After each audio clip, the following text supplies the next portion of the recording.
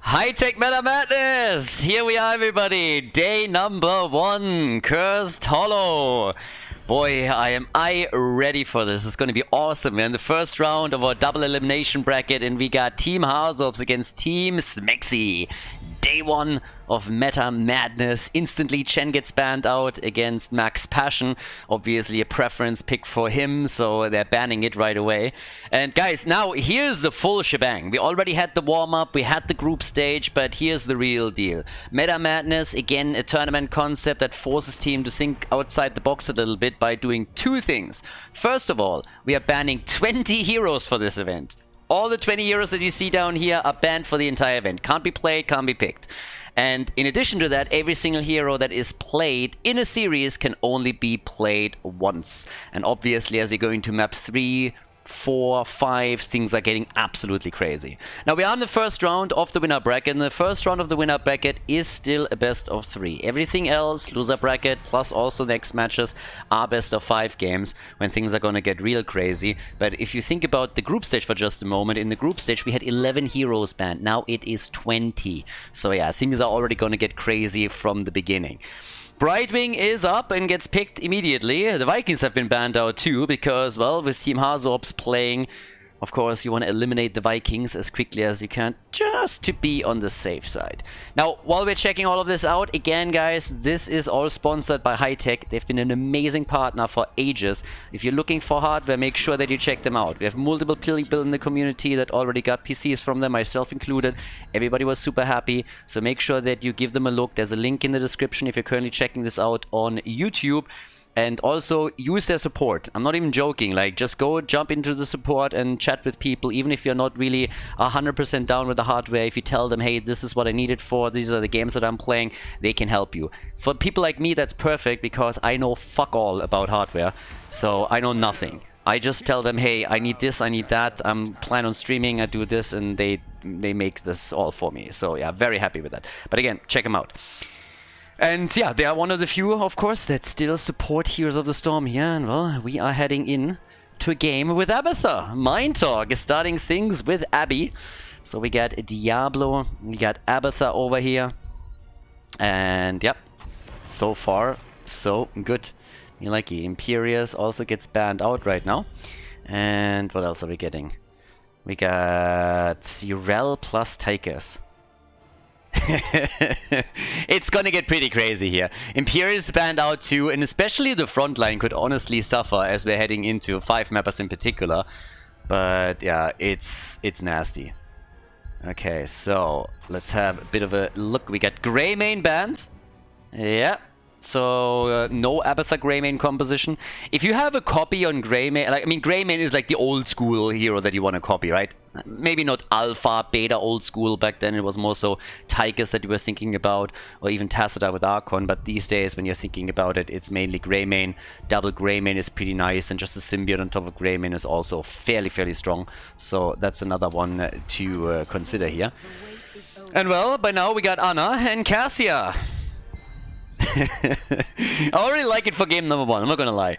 I've been looking forward to this for weeks now, and I'm so happy that we can pull it off again. And yes, I know I repeat myself here, but big shout out to High-Tech for making this possible. We have Thrall and we got Varian. So game number 1 with immediately HasuObs going for his Thrall again, as he now has already done multiple times. Normally we see it on Battlefield of Eternity, but this time it's Cursed Hollow, where he busts out the War Chief. So we could see him with the Trash Lightning again. But what are we getting from Max Passion? His gen got denied. He oftentimes picks it immediately when it's available. But what are we gonna go for this time? It is Sonya. Also pretty nice with Abathur. Now this kicks the first game off. We are in the winner bracket right now. Team HasuObs against Team SMX. The map is Cursed Hollow. So without any further ado, let's jump straight into map number 1. Alright, here we go, everybody. It is party time. Game number 1. We got Team HasuObs up against Team SMX in the first round of the tournament. On the left side, HasuObs on Tigers. We got Galnagulnar on Brightwing. Cure playing from an A on the European servers, playing Thrall. Murenas on Urel. Varian played by Johanna. And on the right side, SMX on Anna. Mopsio playing Diablo. We got Max Passion on Sonya. Mind Talk and Abathur, and Coffee subbing in today with Cassia. Level 1, the mobs already with Feast on Fear, and Hazu abandoned the Trash Lightning and instead was going straight. Ooh, that could be a kill. Went straight into the Trolling Thunder over here. But they're trying to make the play for Cassia. Oh, and that's the first blood in the game. Nice. Well done. So, in the meantime, we already have Max Passion up at the top lane. Went straight for the side lane here to do his thing.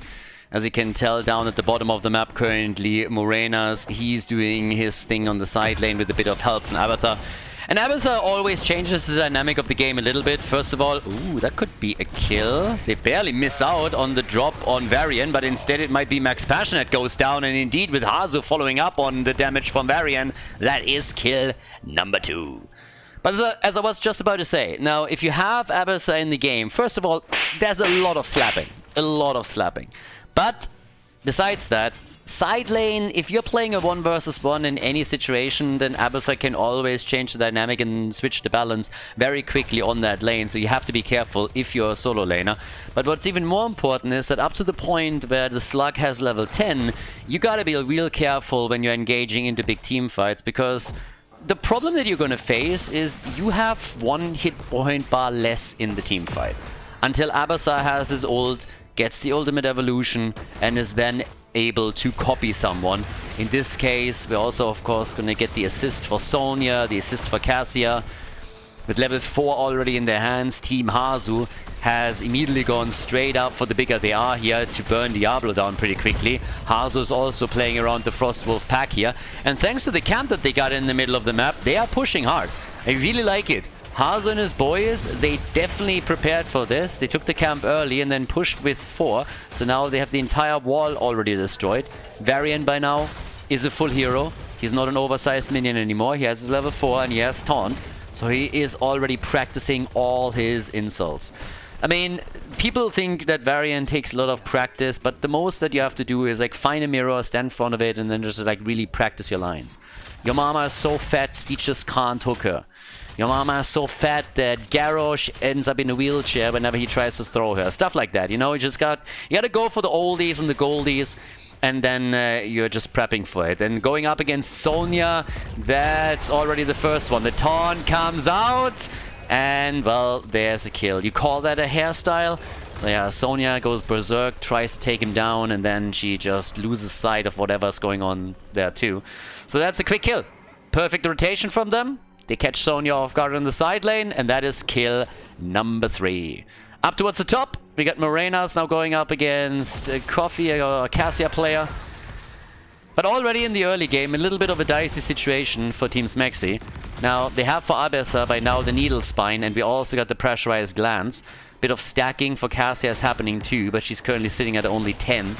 Nothing to write home about, honestly. In addition to that, the level 7 talents have already kicked in for the blue team. And that gives us the Ancestral Wrath. So, a little bit of a nuke. The victory rush for Varian. I wouldn't call it this early. Morenas, by the way, is getting attacked here.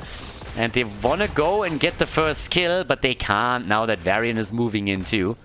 Now, the problem for the red team is, as I mentioned previously, the level 10 that they are going to play around a little bit. And already, uh-oh, that's another taunt! And Max Passion, even with the assist from Abathur, is not going to make it here. Yep, Sonya goes down again. Mom Spaghetti right there. And Anna is trying to at least get 1 stack and gets it. And that was really important to lock that tribute in. If that tribute is not taken by the red team, then they are in real trouble, because they would have to fight for the 3rd one, despite the fact that they don't have level 10. Now, this way that they just played this out, they at least can delay it a little bit further and can wait for Abathur to get his copy and then play around that. Yeah, Coffee is still stacking a bit here and is doing currently a little bit better, so he's sitting at 15. Full 5 man is at the top, and look at Thrall down here. Thrall going up against the Slug, more or less, but already they are starting to take the forts down, and not sure too. Brightwing has, in the meantime, gone into the critical mist over here. Yeah, and let me see, what exactly is he going to be able to pull off now? Just a bit of experience. I said earlier, I think that Hasu went this time for the Trolling Thunder. Yeah, so my bad. Hasu switched into Tychus and Q is playing Thrall right now. So, still, what I said previously obviously holds true. We didn't go for Crash Lightning. No trash in this game. There's level 10. And with that, we get the Earthquake this time. No Sundering, no tries to come in from the side and just like split the opponent's team like the Red Sea. Instead, we get Brightwing now also with a Blink Heal. And the red team, they go for their boss as well. So it's an even exchange despite the fact that Team Smexy doesn't have heroic abilities yet. But obviously that is now going to change in just another moment. And then we're going to fight on eye level once again. So yeah, let's check that party out here. Okay, so level 10 is ready. And that gives us, of course, the ultimate evolution.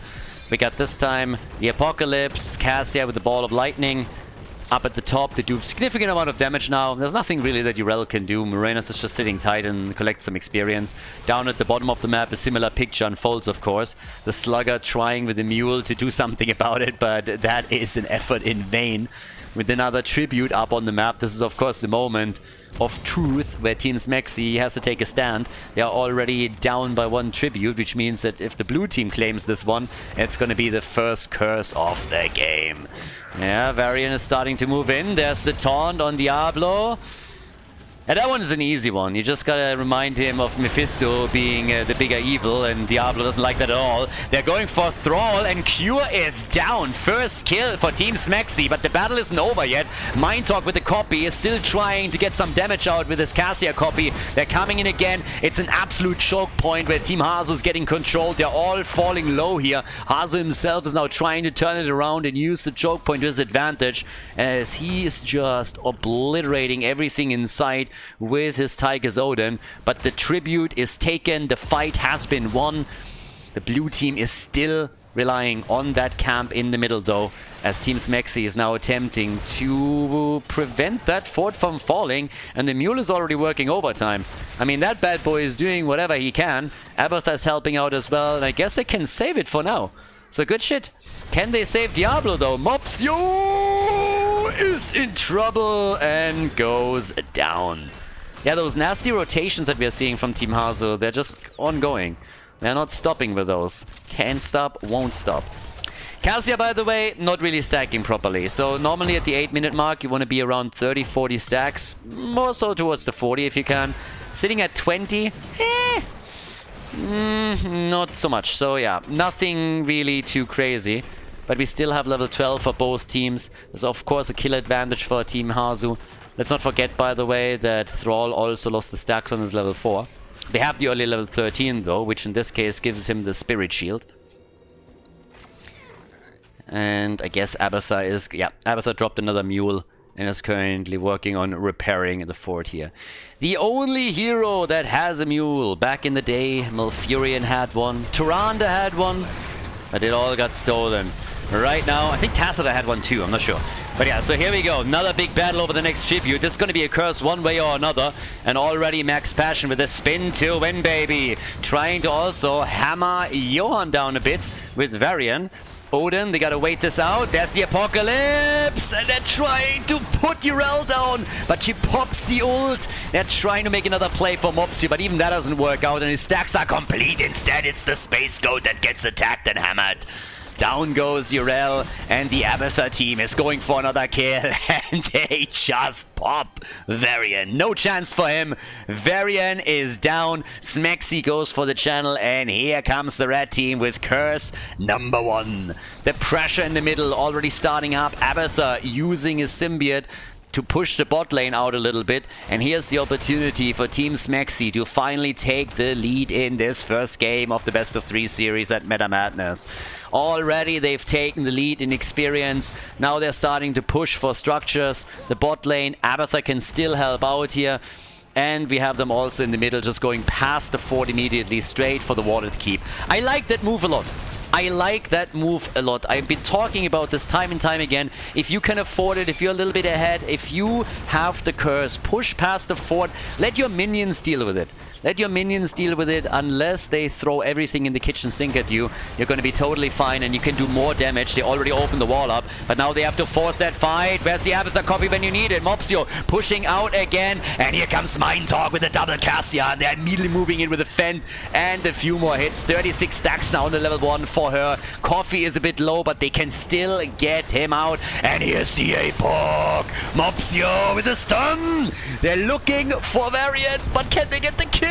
Johann gets away, but they kill Cure. Cure is dead again, and so is Varian after all. They were able to take down Mopsio, but that's all that they got. And up to the top, the Keep has suffered real damage here. Big win for Team SMXy. They got level 20 now. They're already mining everything around the boss and are making a play for it. We have them with a talent advantage. They've taken 2 forts down in that last encounter. Abathur is still muling the shit out of the fort in the mid lane, and they are now making the play for boss. Team SMXy with a big lead right now. 50 stacks for Cassia. She's sitting at 37,000 damage. That's top damage in the game. And they are doing absolutely fantastic. Yeah. 5 kills to 6. The early game, as usual when you're going up... Well, I should probably not say as usual, but most of the time when you're playing an Abathur composition, you have to lay back a little bit. In this case, they're going for a 2-pronged attack now that they have level 10 abilities. The camp in the middle, rest of the team at the bottom. Cure gets dropped again. 3rd death on Thrall. And Mopsio, the pew pew pew from SMXy, still keeping him alive. Nano boost already on Cassia as they are boosting through the wall here. They want the keep. They're doing damage in the middle. Hazo is popping his ult. They're using Odin, trying to save what's there to save. It's still a 4 versus 5 at this point, but a lot of damage being dished out by Tychus. He's sitting at 41,000 right now. The copy as they're going for the double Cassia play once again. Johann, he's in trouble. Moves out. Keep nearly gone. Mid lane also even more pressure. Every lane is now under attack. Team SMXy with a big boy damage here as they're taking the first keep. They're looking for the second, and they are just murdering in the second half of the game. But here comes the counterplay. They go for Coffee. He's going full Kofef on them, and they don't like it. Here's the taunt on Diablo. Is that the kill? SMXy with the heals! And Mopsio still dies. Mopsio is dead. The keep in the mid lane has also fallen. And Team Hasu is on the ropes right now. Team Hasu is on the ropes here. They're starting to chase. SMXy's on the run. Granny? No! Varian comes in with a taunt. Hey, Granny, you've seen better days. Is that a wrinkle that I see there? And that's a kill. So they get a curse now too. That's the opportunity. That is the moment. Not only are you going to get that key at that fort at the top, but maybe you can get a bit further than that. Now, first and foremost, we got 72 stacks for Cassia. That obviously starts to boost the damage quite a bit on her side. 54,000 damage. Tychus is about to keep up with that. They're going for boss, and they're trying to use it to break through the top lane. And, well, this camp could become a bit of a problem. Also, we have, of course, Abathur trying to help out here. But this is the real scary part, because now it's a mad advantage and experience for Team SMXy. But there's still, of course, always the chance that your opponent is going for a finishing move. Getting a Siege Giant camp, getting a boss, going through the top lane, and then try to end the game, despite the fact that you are the one that has the big lead on the map itself. So here we go. There's the play attempt. And let's have a little bit of a move there. Yes. Oh, Mopsio! Mopsio is down. Diablo is dead. Is it really happening? Is Team Hasu winning this with one simple push? Johann is low, but he gets away. That boss, on the other hand, is doing damage right now. The mid lane is pushing against the core. Pax Passion rushes away. The shield is gone, and this is bad news for Team SMXy.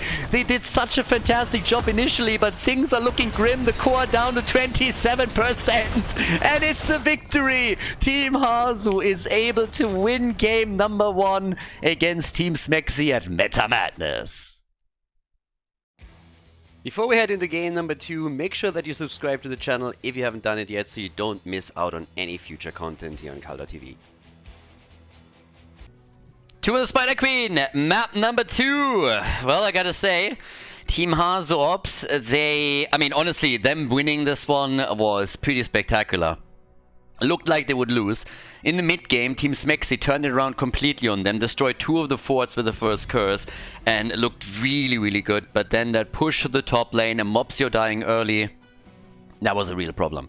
So they were able to just use that one punch attempt before Team Smexy hit level 20, because they had such an amazing experience advantage. It was pretty nuts.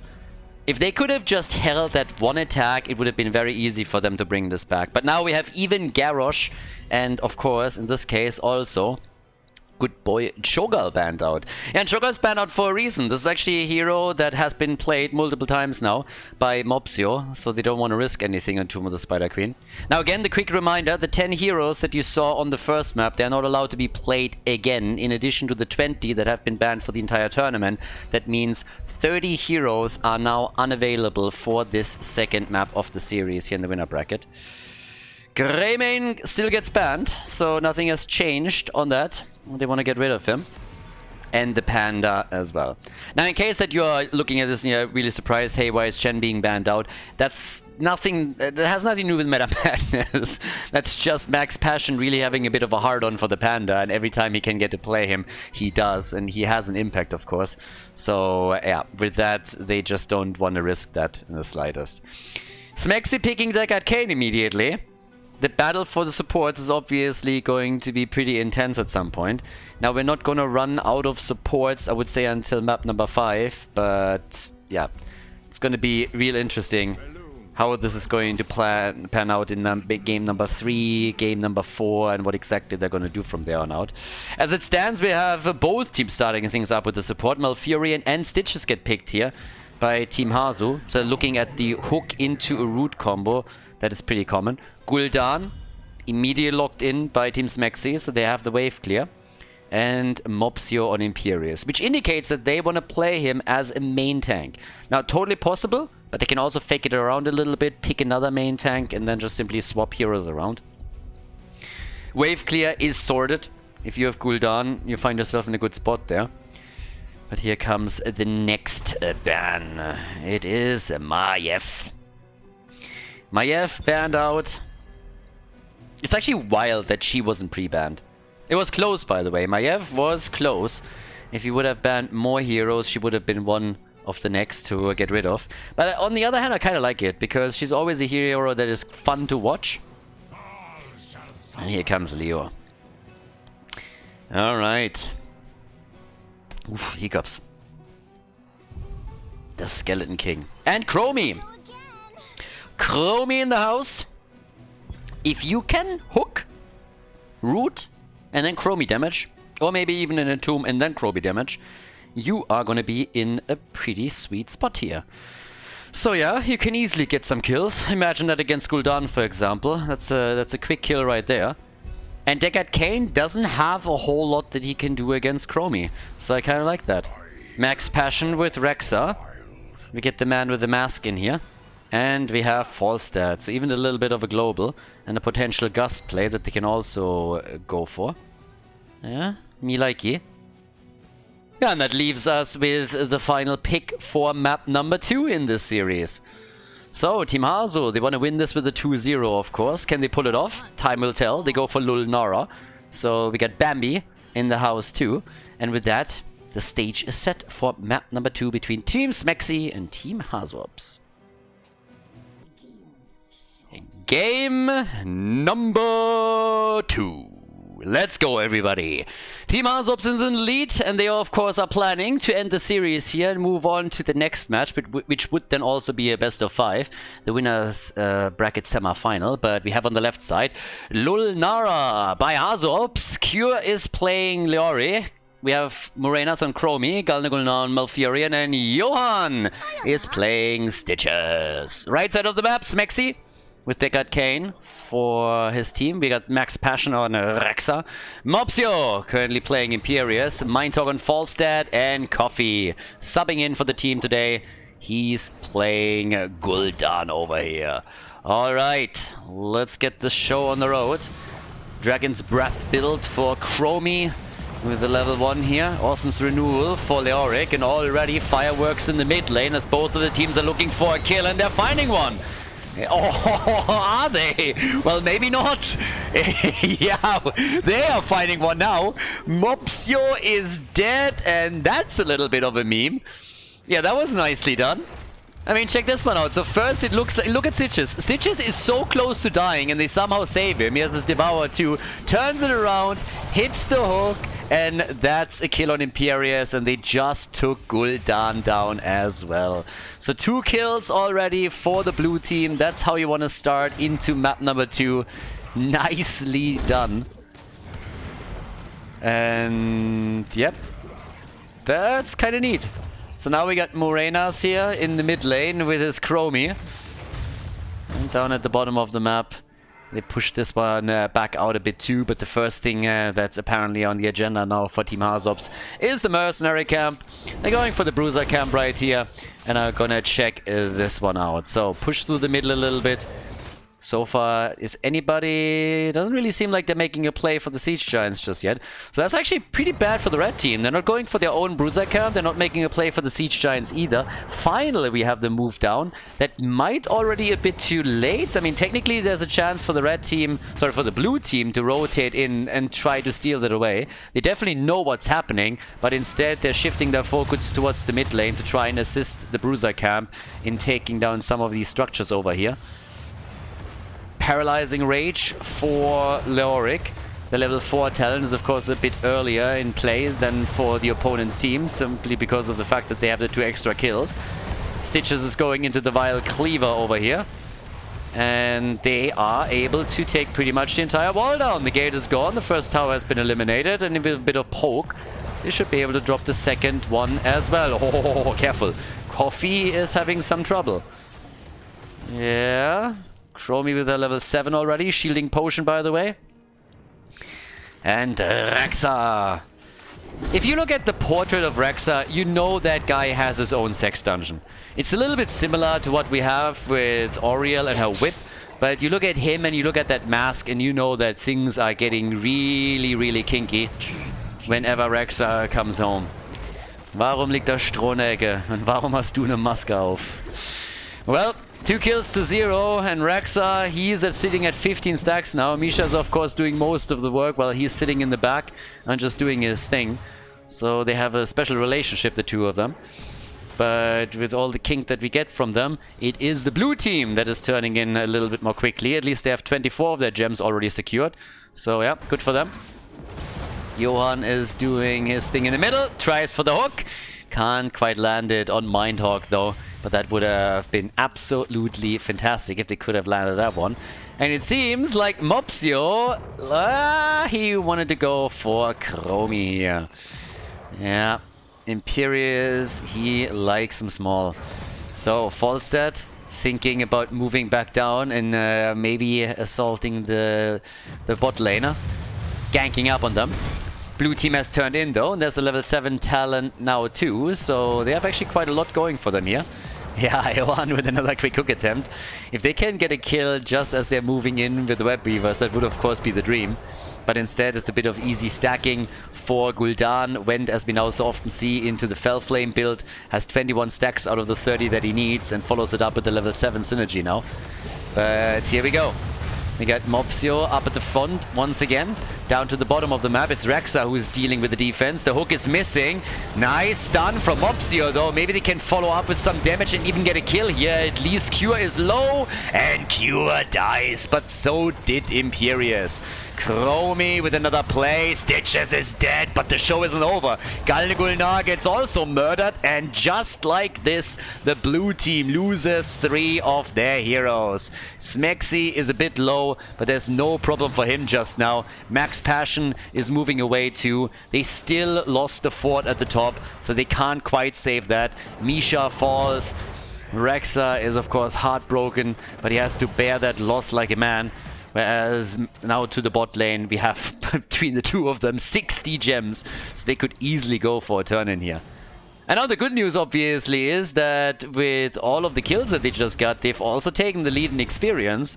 So that would translate into an earlier level 10 if they can keep that up. which would allow them a turn-in, or at least should. So we're gonna see if that happens. But either way, HasuObs is now at the bottom of the map doing his thing here too, going for the Siege Giants. Bambi just hopping around. No care in the world. And here we go again. This time they try to make a play for Cure. He gets out. Had to pop the Ossens Renewal to Mopsio.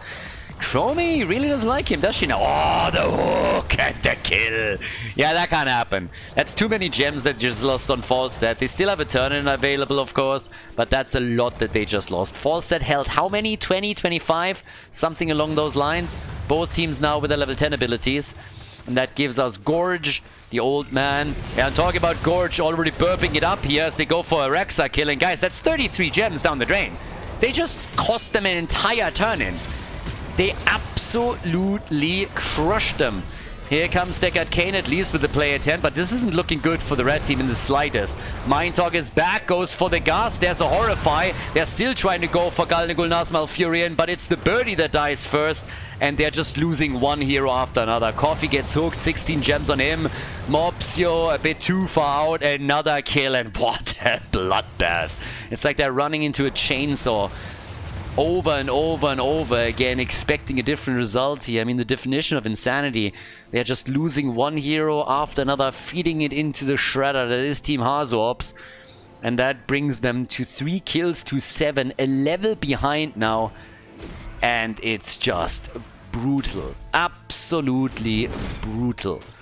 So, another camp is about to be taken, and things are looking very good for the blue team.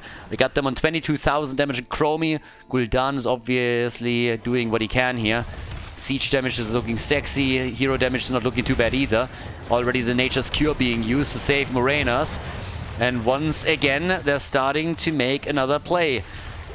Of course, they want to go for a turn-in if they can before there is a level 13 talent for Team Hasu. Problem is that they can turn in now. And Galnagulnar is already on it. So another Web Beaver wave is going to touch the ground. And that is also, I mean, per definition, denying a turn-in to Team Smexy for now. Yeah, Cure is already annoying them at the bottom of the map and prepping the lane a little bit. But, yep. Here we go. They try for Cure. And yeah, the cringe is gone. The cringe kid has been eliminated. Good kill, but I mean, ideally you want to land it on someone else but Leo. Now, to be fair, better a Leora kill than no kill, but that only helps them for a short period of time. They're still losing the fort in the middle. They can't prevent that from happening. Down at the bottom of the map, Max Passion is at least able to take the Web Weavers down a notch, but now he needs to get the hell out of there. The team is already signaling him and telling him, dude, there is a rotation coming your way, so get the hell away from them. The Gorge is a problem, and so is the Entomb. Chromie with the damage, and there it is, the kill on Rexar. Rexar got wrecked. Falstad looking for the ghost, but where's the damage? They are in tower range now, so at least that's the thing, but Chromie is still alive, and Cure gets attacked. Mopsio is also still in play, but they got the kill on Gul'dan. Kill for a kill, and everybody's low. The level 13 talents help Team Hasu, and in addition to that, they have now the extended range on Stitches, which makes him so much more dangerous. Every time he throws a hook out, either we got Malfurion dropping the roots, or we have Chromie starting with the Dragon's Breath damage. And yeah, that is just way too much for Team Smexy to deal with right now. Big, big problem, of course. But either way, we got for now 25,000 damage on Gul'dan, 28,000 on Chromie. Haven't seen a boss taken yet, but it seems like at least Stitches is thinking about it. It's 13 versus 13 talents. I mean, honestly, if you're the blue team, you should probably not really do that. As long as you have vision trying to sneak it, fair enough. But if Team Smexy is trying to contest this is a pretty dumb idea. Because it's even talents. So, yeah, now that they see that there's 2 at the bottom, the camp has been taken, they know they got enough time. But if at any point there was a question of whether or not Team Smexy is going to move in for that, they would have had to abandon that play. This is obviously one of those moments where Team Smexy could easily just throw a Hail Mary and say like, guys, let's go for the boss. If we win that fight and steal the boss, then we are back in the game. If we lose, it's all over, but it's the only chance that we got, so let's go for it. talking about Smexy, he has not fallen yet. He's the only one on the team that hasn't died yet. Nice reaction, by the way. That was really well done. Mind Talk needs to gust. He's totally fucked. Yeah, Mind Talk, if he doesn't have a barrel roll, then he's screwed. He is screwed, but so is Stitches. Smexy zoned them away a little bit. And here comes the delivery system as they're trying to make a play for Malfurion. And the old geezer is absolutely getting murdered here. Yeah, goodbye Malfurion. Arthritis boy is dead. You don't have to be a medical expert to realize that Malfurion has issues. Just select him in the quick match screen at any point and you're gonna see him shaking and shivering. That guy is not all there, I'm telling you. If you would have made, if we would have made speeches like, whew. So yeah, Malfurion definitely way past his prime. And they exploited that. Just hooked him, took him down. Now we got 10 kills, 2-7. And maybe a chance for Team Smexy to come back. They got their first turn-in. Woo! Nice! First turn-in for the red team. It only cost them 3 forts. But now they have a chance with level 16 talents to maybe, just maybe, bring this slowly back. Now, what do they have to do here? They're surprisingly close in experience. But they gotta take some structures down. They gotta at least take some of them. The thrill of the hunt is in. We also got the rampant hellfire, so full on fell flame. The scroll of the stone curse. Johanna is already starting to hook some spiders here. And off we go. Mid lane pressure has been shut down more or less. The Web Weaver is about to go down. Chromie dealt with it easily. Up towards the top. The Web Weaver at least getting one more wave out, but it's the bottom of the map where they're looking at value. And here's the hook on Mopsio. Chromie trying to make the play. Nicely interrupted. Well done. Really well done by Mopsio. Is that a kill opportunity for them? They go for the Chrome Star.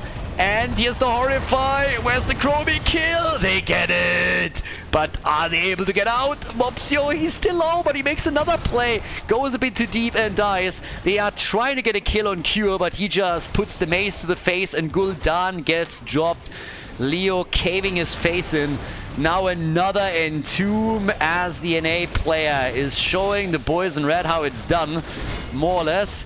He's not going to make it either, but he might have just prepped them for another kill on Max Passion, but not quite. HasuObs is still hopping around here on Lunara. Another hook on Misha, eating that one. I mean, they took a 4 down and they got a bit closer in kills. Yeah, not really. So they did a bit of damage, don't get me wrong. But I'm not sure that is enough. So first and foremost, we have still a couple of gems available for the red team, but they lost too many, if you ask me. They only have 28 left, and I mean, this was their first turn-in, right? It's not like we are looking at tournament 2 or 3. So there we go. What's the damage output, though? Damage output at this point, where we're sitting at. We have 32,000 for Gul'dan. The birdie. Gul'dan is dead and Mind Talk is close to committing Sudoku over here. I mean, that was a play for Honorable Subaru if I've ever seen one. Mopsio? Yeah, Mopsio saw the bird and is like, hold my beer, baby. I show you how it's done. So now Smexy is suffering his first death as well. These hooks are becoming nasty. Absolutely nasty. And the pressure's mounting up. Especially with the gap in experience being expanded, it seems like Team HasuObs is going to get the level 20 together with this push.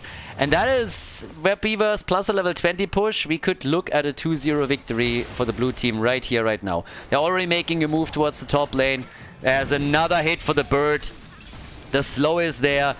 Kyo was thinking about moving in, but realized that he didn't have the cooldown for his Entomb, or they could have definitely taken him down.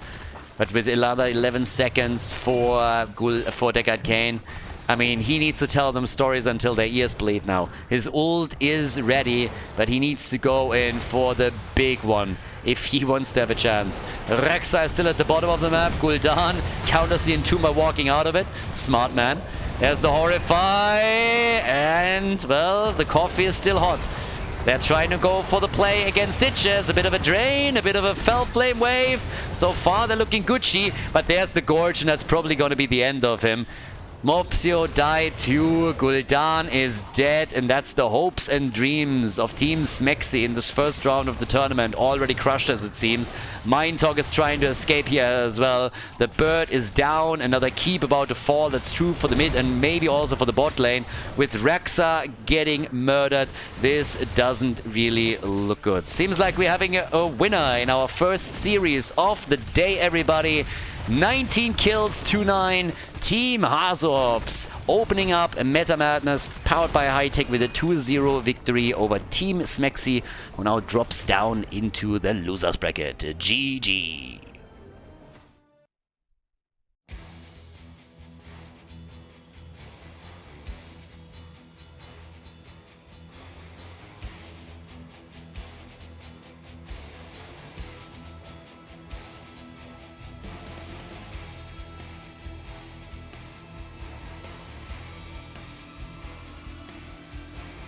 Thank you everybody for watching the video today. I hope that you enjoyed the show and the commentary.